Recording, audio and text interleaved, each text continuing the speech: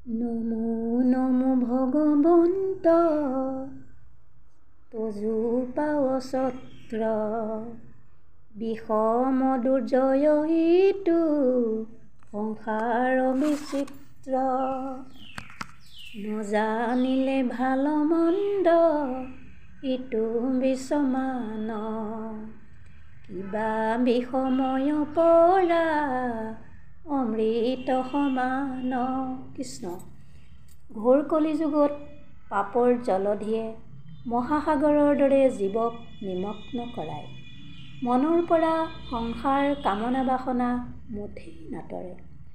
যমৰ যাতনাই জীৱক অতিষ্ঠ কৰি তোলে। মন পৰম দুৰ্জন হৈ বিষয়ত কষ্ট ভোগায়।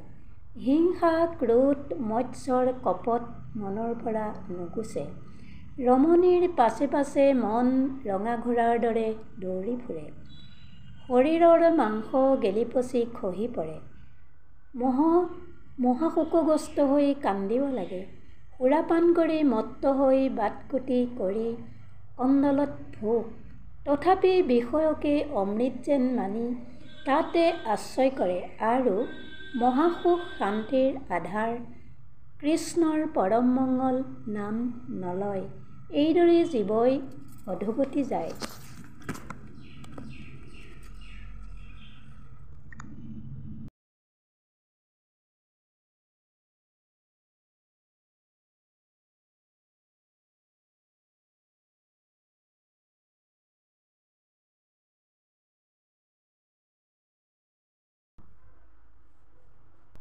নমো নমো ভগবন্ত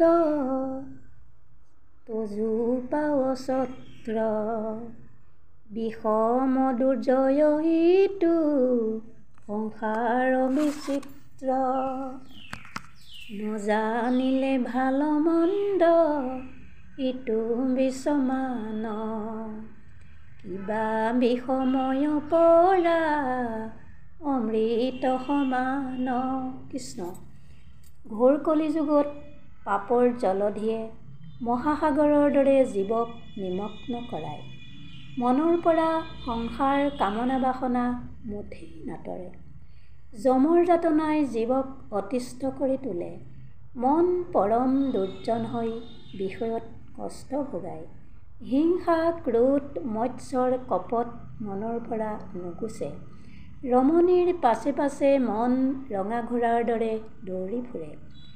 শৰীৰৰ মাংস গেলি পচি খহি পৰে। মহাশোকগ্ৰস্ত হৈ কান্দিব লাগে। সুৰাপান কৰি মত্ত হৈ বাটকুটি কৰি কণ্ডলত ভোগ। তথাপি বিষয়কে অমৃত যেন মানি তাতে আশ্ৰয় কৰে আৰু মহাসুখ শান্তিৰ আধাৰ কৃষ্ণৰ পৰম মঙ্গল নাম নলয়।